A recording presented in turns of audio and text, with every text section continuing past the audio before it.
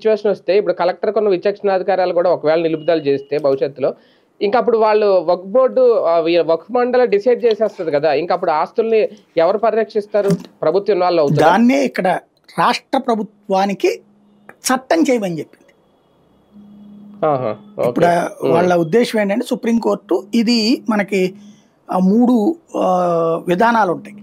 అంటే భారతదేశపు రాజ్యాంగం ప్రకారం 3 రకాలైన అధికార విభజన జరిగింది.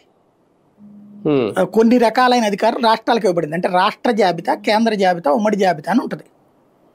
విద్య రాష్ట్ర జాబితా, వైద్యం రాష్ట్ర జాబితా, దేవాలయాలు ప్రార్థనా స్థలాలు రాష్ట్ర జాబితా. అలాగే కేంద్ర జాబితాలో వచ్చేటప్పటికి సైన్యము ఇట్లాంటివి ఉంటాయి అన్నమాట. కొన్ని పర్పస్లు వాళ్ళకు ఉంటాయి. ఉమ్మడిగా ఇద్దరు కలిసి చూసుకోవాల్సినవి కొన్ని ఉంటాయి. అట్లాంటి 3 జాబితాలు ఉంటాయి. ఆ జాబితాల్లో ఈ లోకల్గా భూములకు సంబంధించినటువంటిది రాష్ట్ర జాబితా. అందుకని రిజిస్ట్రేషన్ కార్యాలయాలు రాష్ట్ర ప్రభుత్వం చేతిలో కదా ఉండేది. అట్లాగే భూములు చట్టాలు కూడా రాష్ట్రాల చేతుల్లోనే ఉంటాయి. ఇప్పుడు ఈ ఏరియాలో భూములు అమ్మకూడదు, ఈ ఏరియాలో కొనొచ్చు, ఇవన్నీ రాష్ట్ర ప్రభుత్వం అధీనంలో ఉంటాయి. కేంద్రం ఏం చేయలేదు అది దాన్ని.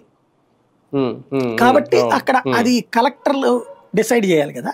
కలెక్టర్ వ్యవహారం రాష్ట్రం కదా, కాబట్టి రాష్ట్రాలకి వదిలేసేయండి అది కోర్టు. అంతేగాని కొట్టేయాలి ఆ చట్టాన్ని, ఆ పాయింట్.